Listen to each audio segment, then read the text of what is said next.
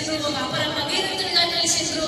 తెలంగాణ రైతుల గుండెల్లో కూడా అపర భగీరథుడిగా నిలిచిండ్రు.